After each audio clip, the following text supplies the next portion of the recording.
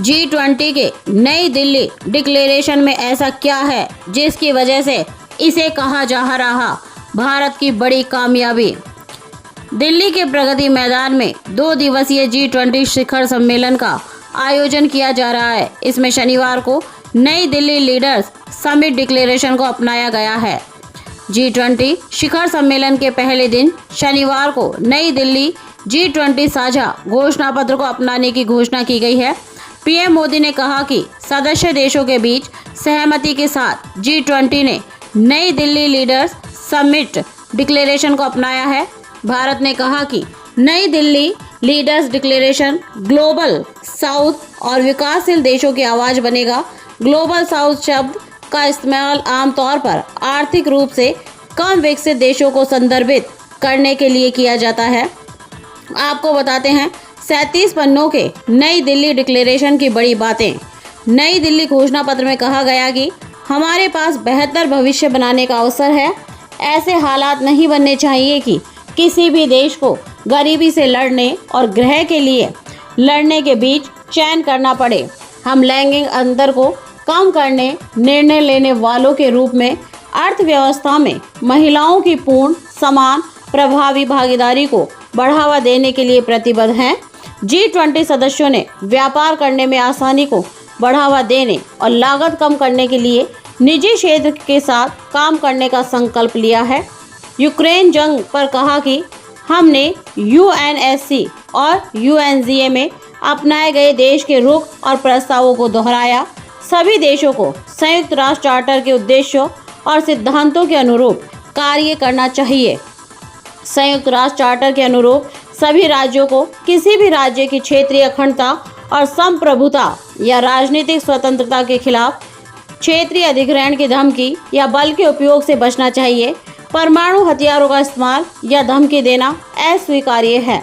G20 घोषणा पत्र में कहा गया है कि यूक्रेन संघर्ष ने देशों, विशेष रूप से विकासशील और अल्प विकसित देशों के लिए नीतियों पर जटिलता उत्पन्न कर दी है। सभी देशों को किसी देश की क्षेत्रीय अखंडता के खिलाफ उसके भूभाग पर कब्जे के लिए बल के इस्तेमाल या धमकी देने से बचना चाहिए। आज का युग युद्ध का नहीं है और इसी मद्देनज़र घोषणा पत्र में सभी देशों से क्षेत्रीय अखंडता और संप्रभुता सहित अंतर्राष्ट्रीय कानून के सिद्धांतों को बनाए रखने का आह्वान किया गया। ये मानते हुए कि G20 भू राजनीतिक मुद्दों को हल करने का मंच नहीं है। घोषणा पत्र में स्वीकार किया गया है कि इन मुद्दों का अर्थव्यवस्था पर प्रभाव पड़ सकता है। हम कृत्रिम बुद्धिमत्ता से जुड़े खतरों को ध्यान में रखते हुए नवोन्मेष समर्थक नियमन शासन नजरिए को अपनाएंगे जिससे उसका अधिकतम लाभ हासिल किया जा सके। हम संयुक्त राष्ट्र की मध्यस्थता वाले इस्तांबुल समझौते और तुर्की के प्रयासों की सराहना करते हैं। इसमें रूसी संघ और यूक्रेन से अनाज, खाद्य पदार्थों और उर्वरकों की तत्काल और निर्बाध आपूर्ति सुनिश्चित करने का आह्वान किया गया। इसमें कहा गया है कि विकासशील और अल्प विकसित देशों, विशेषकर अफ्रीका में मांग को पूरा करने के लिए यह ज़रूरी है।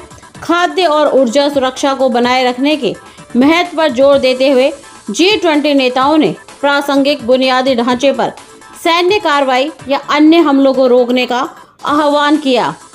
संघर्षों का शांतिपूर्ण समाधान और संकटों से निपटने के प्रयासों के साथ साथ कूटनीति और संवाद महत्वपूर्ण है।